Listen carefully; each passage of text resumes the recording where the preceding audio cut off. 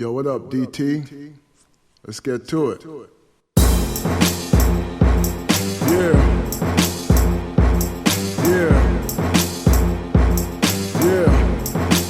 Hit him with the hook first. Full court press, full court press, full court press, full court press, full court press, full court press. NBA talk all night on the press. Full court press, full court press, full court press, full court press, full court press, full court press. NBA talk all night on the press. Welcome to the show. We done seen folks move from the west to the east coast. Tired of the cities, so they head to the beach show. While the rest of the colleagues request to proceed forward. Player movements always lead to improvements. That's what's hot now. Boom pow, another star gone. Yeah, he long gone. We need more leaders like Caesar. Stay focused on the prize. Legends don't die, even if they long gone in the skies. Perform within the boundary lines, and you're good to go. Be a man, don't be out there just playing for show. Cause we'll be in the barbershop talking all week. Topic to topic, the media don't sleep. Put that S on your chest, pick up the phone, and make sure that you call into the full court press, full court press, full court press. What's up, everybody? This is Full Court Press Radio on AroundTheAssociation.com, and I'm your host, Dan Thompson. We are in our series of 30 teams, season preview over 30 days, and this edition belongs to our good friends at the Cleveland Cavaliers. Cleveland is a franchise that's still rebuilding after losing LeBron James.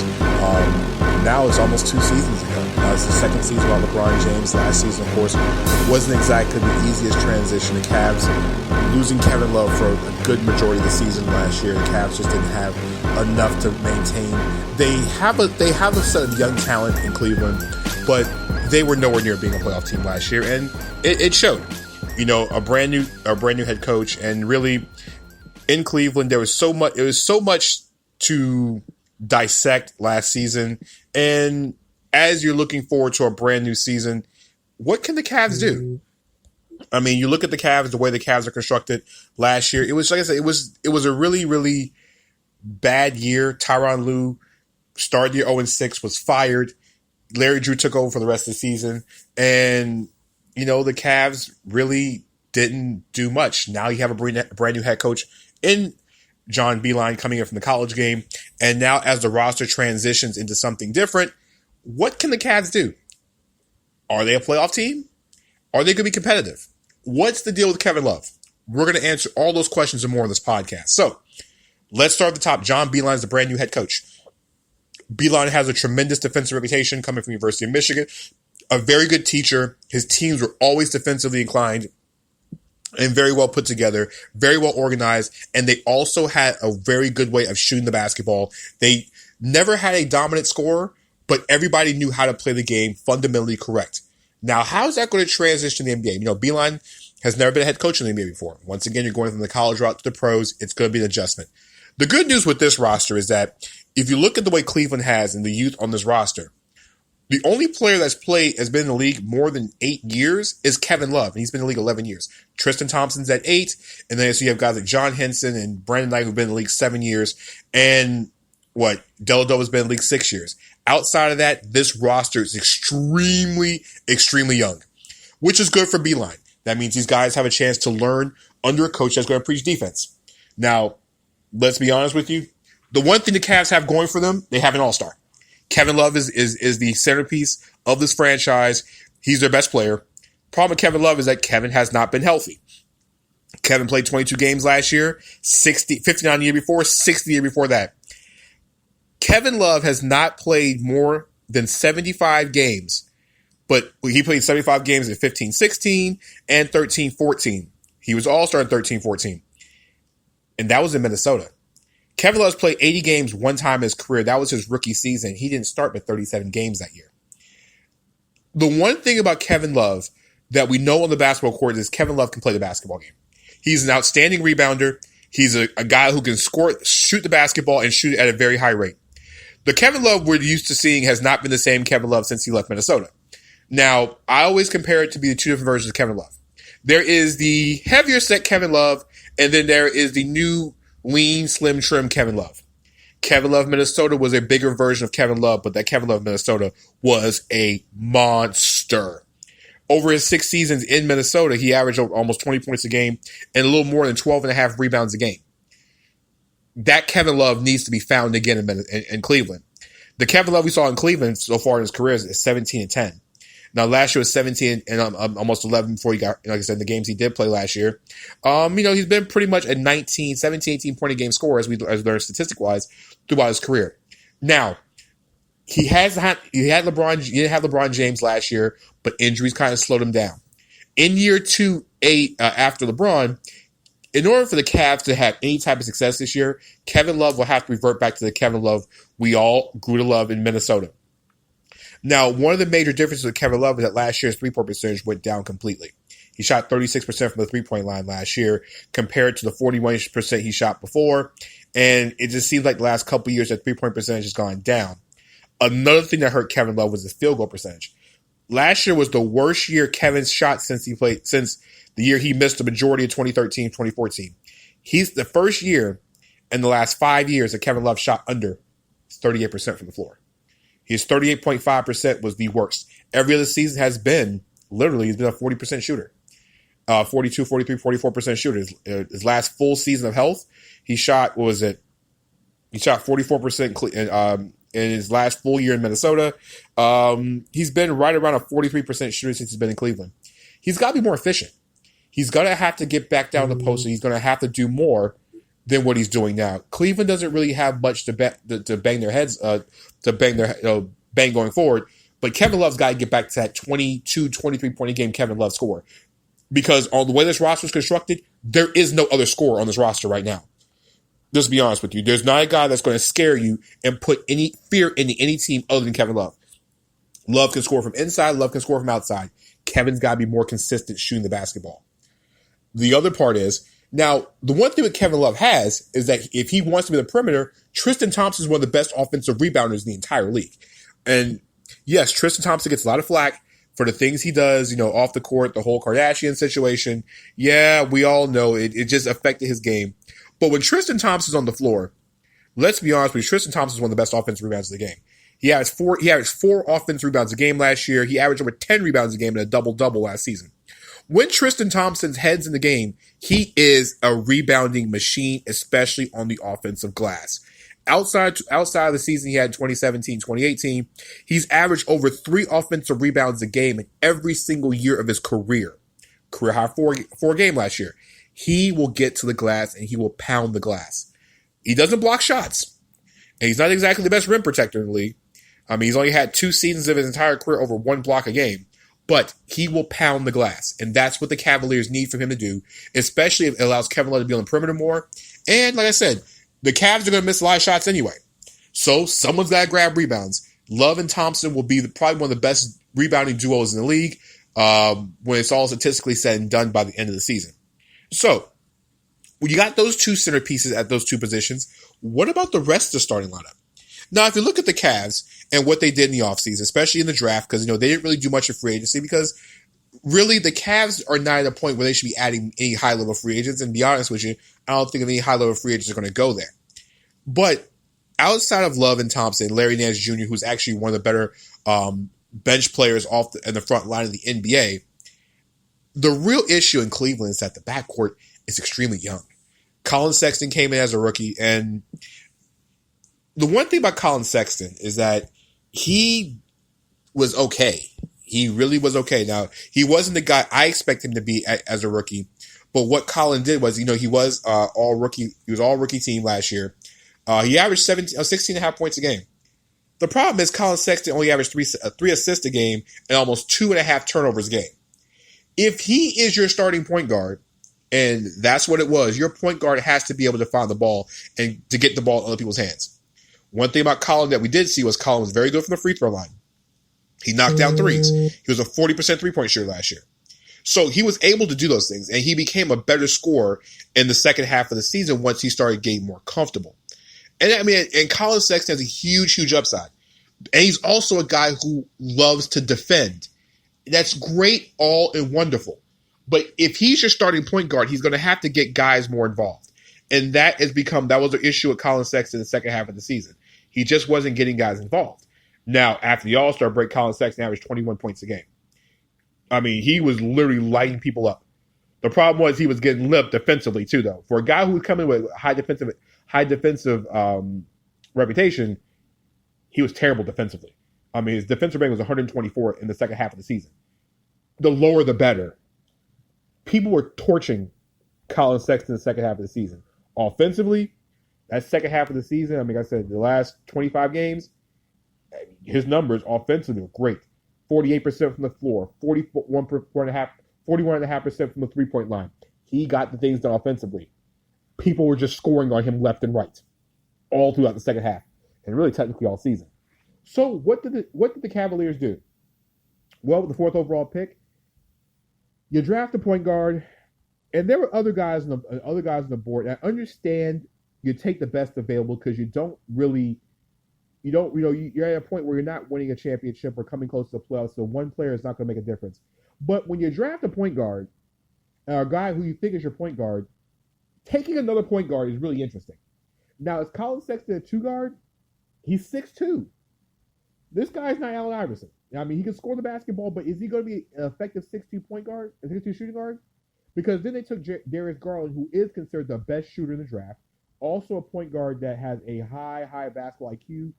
Problem was, he tore his meniscus in the very beginning of his Vanderbilt career, so we didn't see much of him.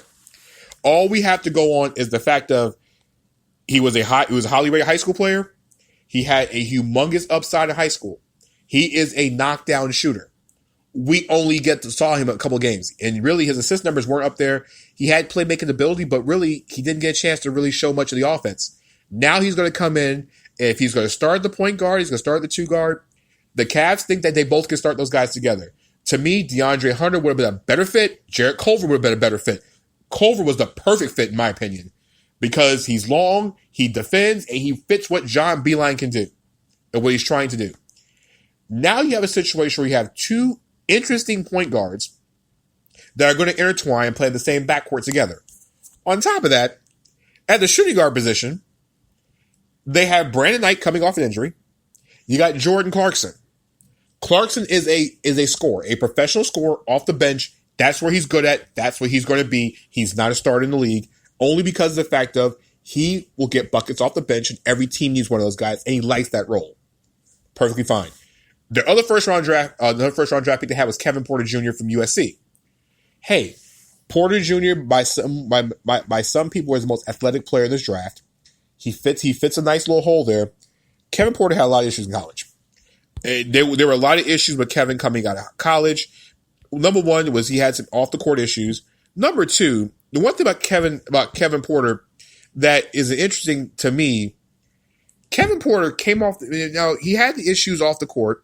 He's superly talented, but if you go back and look at his college numbers, it really wasn't all that impressive. If you really want to, go apples, oranges, he averaged 9 points a game in college at USC. He was a 41% three-point shooter, 47% from the line, from the field. He was a 52% free throw shooter.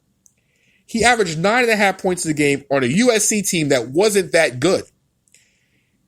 When I say wasn't that good, USC was not good last year.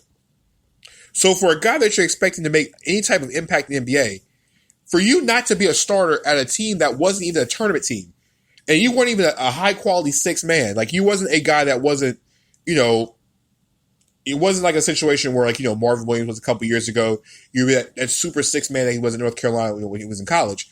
He wasn't a super sixth man. He was just a guy that, he had a lot of talent, but it was nothing to write home about. I'm just not big on a shooting guard that shot 46 free throws and only hit 24 of them. He hit more three-pointers than free throws. And that, to me, is a problem. He's going to have to get out of that. Kevin has the most athleticism of anybody in this class, one of the most athletic guys in the class. And like I said, you've got three-pointer ability. He hit 42% of them, 41% of them. Is he going to be a star in the NBA right now? I don't know. I don't really. If they trade, they find some kind of value for Brandon Knight, who is, when healthy, is not a bad option. The two guard position, he should get some time. He's been in the league for a while, and he's got talent. Brandon's coming off a season where he only played 27. He played 27 games for Cleveland last year after the trade. He averaged 8 points a game, nothing to write home about. even if Brandon Knight is your starter, you have a 6'3" Brandon Knight, a 6'3" Darius Garland. What Jordan Clarkson is every bit of 6'5", and he's really, like I say, he's a bench guy. And you got Sexton at 6'2". The Cavs are really small in the backcourt. And that's going to be a real problem for the Cavs this year. It could be really bad for opposing guards when the Cavs have to defend opposing guards. None of those guys really scare me defensively. Like I said, Sexton has a chance to be good defensively, which is really bad last year. We don't know you don't know what you're getting in Garland. Jordan Clarkson is a professional scorer, doesn't do much defensively, and Brandon Knight really hasn't been good in a few years, and Kevin Porter could be a long ways off. It's not a pretty situation. Now, at the small forward position, Cedi Osman is going to be the starting small forward. And Osman, like I said, he got better as the season went along last year. It's his second year in the league, and you could tell he really improved. His minutes tripled, and when his minutes tripled, his production went through the roof. 13 points a game last year with almost 5 rebounds. He was solid. He's a solid player, and you can watch him in the World Cup. You can see he's worked on his game. Yeah, his shooting percentages are down, but I mean, think about it. He took 3 shots a game as a rookie, shot 49, almost 48.5%. He took almost 11.5 shots a game. So, the volume is there. Cedi can play. He's one of the guys in the Cavs team that, you didn't want to get rid of. He's actually talented. So at the 6'8" position, he's a very good swing guy. He is going to be the starting small forward to start the season. And if you look at the rest of the depth chart behind him, you have Dylan Windler, a guy I love. The Cavs got him late in the first round. Windler was a monster at Belmont. He doesn't exactly have the foot speed, but remember, he was a guard last year. Played the 2 guard at Belmont and averaged a double-double in college. Dylan Windler is extremely talented. He only didn't get the big rep because he played at Belmont. Outside of that, Dylan Windler was a monster in college. One of my favorite guys. He doesn't exactly have the greatest foot speed, but he is actually more deceptively athletic than people made it onto. One of the best athletes in the Ohio Valley Conference. And remember, him and John Morant had games where they went back and forth, and he was the real challenger to John Morant being the player of the year in the Ohio Valley Conference last year. 4-year guy at Belmont. The numbers improved. His numbers improved every single year. But one of the things about Dylan Windler last year in college was 54, 43, 85. 54% from the field, 43% from the three-point line, 85% from the line. When I say the man was putting in work, I mean the numbers prove for itself. He had 103 pointers as a senior, 116 made free throws last season. He carried Belmont last year. And if you watch any game in the tournament last year, take away that opening game they had in the NBA in the opening round tournament, their first round matchup where Dylan Windler almost single-handedly won that game. Go back and watch that. The kid can play. He showed it in Summer League. Dylan Windler could be a surprise all-rookie team guy. Might not be a first-team guy, but could be a guy that can get some second-team nominations. Really, let's be honest with you. If Kevin Porter doesn't really do much as a rookie, but if Jordan Clarkson's going to be a sixth man, Dylan Windler has a chance to be a starter at the shooting guard position. I'm just not sure how Sexton and Darius Garland are going to work together. But if they're having a situation where those two guys can't play together, don't be surprised if Dylan Windler gets some time at the shooting guard position. Once again, we talk about the power forward position. You got Kevin Love and Larry Nance Jr. Very, very solid dynamic duo. Love is an all-star. Will probably be all-star again this year. You also have Larry Nance Jr., one of the best front court bench players in the entire league. Does a bit of everything. He is a low-maintenance guy, but plays hard every night. And every team is Larry Nance. Super athletic, does so much for his team. I love Larry Nance Jr. At the center position, once again, Tristan Thompson and Ante Zizic are your two guys in the center position. Zizic has shown flashes of being a pretty good player. It's just flashes. He's getting, like I say, he's still a kid. He's still learning the game. His minutes improved last year, and when he got time, he actually performed really well.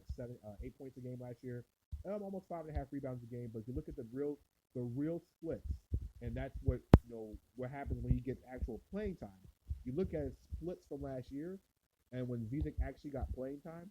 If you look at the games where he actually got playing time last year, so in that good old role of 20 to 29 minutes, 20 to 29 minutes, he played 15 games, 18 games that situation. He averaged 10 points and 8 rebounds a game. When he got 30 to 39 minutes, it was over at 13 points and 8 rebounds a game. So as we can tell, when he gets playing time, he actually produces. when he was a starter last year, 10 points, 8 rebounds a game as a start, 10.7 half rebounds a game as a starter last year. He still is not exactly the best paint protector because nobody in this Cavs roster is a paint protector, but he plays admirable defensively. His defensive rate wasn't really that bad compared to most people in the Cavs roster, so he is not a defensive turnstile.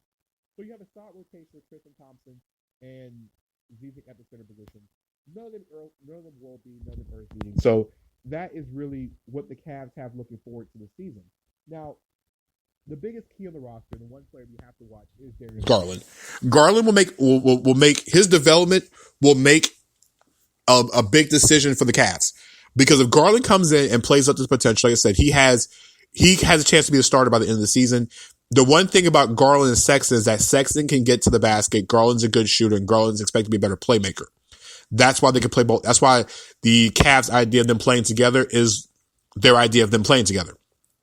But none of those guys, like I said, either one of those two guys at 6'2" and 6'3" will strike fear you defensively. But it's that how it's going to work. The Cavs have a lot of holes in this roster, which leads me to where do I see the Cavs this year? Well, the ceiling for the Cavs this year is nowhere near the playoffs. Let's just be honest. They're the worst team in the Eastern Conference, more likely. Them and Charlotte are fighting for the worst spot in the Eastern Conference. The Knicks, I think, have more talent. And the reason why I have the Cavs just a little bit in front of Charlotte is the fact that Kevin Love's an all-star and nobody on Charlotte's roster is an all-star. That being said, the ceiling is 26 or 27 wins is the ceiling of this team. They might squeak out some wins.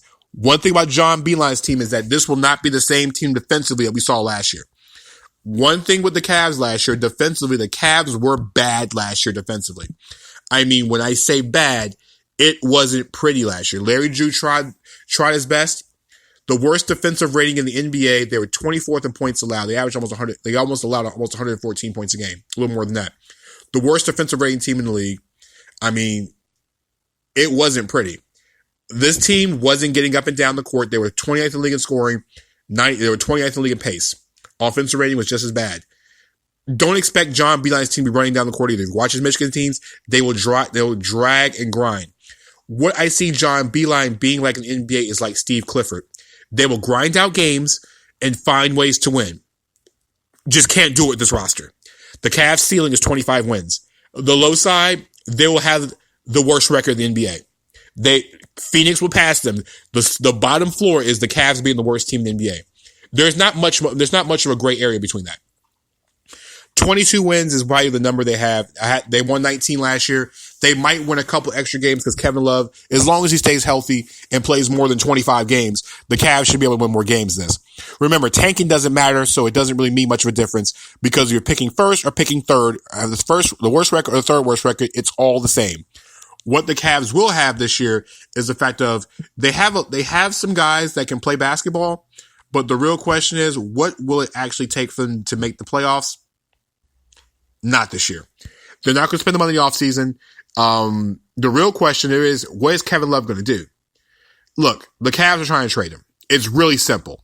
The Cavs are trying to trade Kevin Love. They're going to have to. They are locked into Kevin Love for the next couple of years for a team that's going to be very bad. Kevin's in his 30s. The real question is, who's going to take the bait? I love the Portland Trailblazers for him going back to Oregon, his home state. He would be the last missing piece between him and a championship for them and the Blazers putting themselves in championship contention. Kevin Love would make that much of a difference next to CJ McCollum and Damian Lillard if he would be traded to Portland. I can see that happening at the deadline. You can really see that the Cavs would take back Hassan Whiteside's contract, maybe by midseason, because if Yusuf Nurkic comes back, there's not a need for Whiteside in Portland. I mean, Whiteside would come in, block shots for a few months. Tristan Thompson would slide to the floor. The Cavs would still be bad, but you would get Whiteside's expiring contract and get the chance to try this kid out for the second half of the season. Now, Love will be great in that area. He would be a perfect fit in Portland if Portland would decide to make the move. Who else can trade for Kevin Love? Well, let's look. If you look around the league and look to see who can use Kevin Love, maybe it might be an injury situation somewhere else. As far as championship teams right now, or teams that would be willing to take on that contract, the only other team that maybe make a move for Kevin Love, I'm just really thinking off the top of the head here, could be the Miami Heat. Why not? They have, as long as they don't have to get a Bam Adebayo, that could be an option. Miami might be a nice little play. Maybe Denver. There's a few places that Kevin Love could work in, especially if they want to make a move. Maybe Utah. If Utah thinks that Love could be the final answer, I'm just throwing out some ideas and some random teams. Nothing I've heard across the league. Just throwing out some random thoughts. I think Portland's the best fit. I don't think Kevin Love will finish the season there. I think if the Cavs are trying to make a youth movement move, they have to do it soon enough. But Kevin Love has to show him being healthy, and the Cavs have to really show the league that this guy is healthy. If Kevin shows he's healthy and plays at a high rate, teams will come calling because the Kevin Love contract is insanely high over the next couple of years. So, the one thing Cavs fans have to be positive about is that it's another basketball season, and there might be a player or two away. If they get a high draft pick, there are guys who could make the impact. Anthony Edwards, that's going to Georgia, is a tremendous super athlete. Reminds me a lot of Dwayne Wade. Also, RJ Hampton, who's playing over in NBL in New Zealand. He has a huge upside. Even a guy that played high school ball in the state last year, LaMelo Ball. Any of the guards would be especially the shooting guards, would be a nice fit in Cleveland if they look at the draft. Because really, as Cavs fans need to worry about this year, is that this is not a team that's going to make the playoffs. They're not even close to being a playoff team. They're going to be competitive. They're not even, like I said, 22, 23 wins is probably what we're looking at this year. But there's a lot to watch for, especially the shooting guard position. What they're going to do with Darius Garland. Like I said, I'm not the biggest Kevin Porter guy, but but the one guy I do love besides Jetty Osman on this roster is Dylan Windler. I think he can make a big impact for the Cavs. So, as we learn about the Cavs this year, do you agree with me? Do you disagree? Is Darius Garland going to be the answer at the point guard position? Do you really think Colin Sexton and Darius Garland can work together? I really don't think so, but I want to know your thoughts as well, too. Follow me on Twitter. Let me know your thoughts at Danny, DANNY, 3 Thompson on Twitter. Follow aroundtheassociation.com as well as the Facebook page. Check out the podcast. Subscribe to it on Spreaker, iTunes, Spotify, any of the major podcasting formats. We're there. Follow the show on YouTube. Let your friends know. I want to know your thoughts. So for myself, I'm going to check you guys later. This is Around the Association. Full Court Press Radio on aroundtheassociation.com. I'll check you guys later. Peace. Yo, what up, DT? Let's get to it. Yeah.